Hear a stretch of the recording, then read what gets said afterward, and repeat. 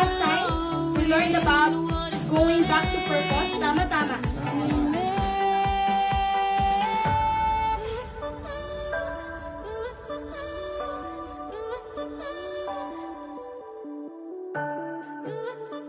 One of the things I've learned in the past is life is not what happens to you, but life happens for you. Finally where I belong on my own. I am made it a long way from home.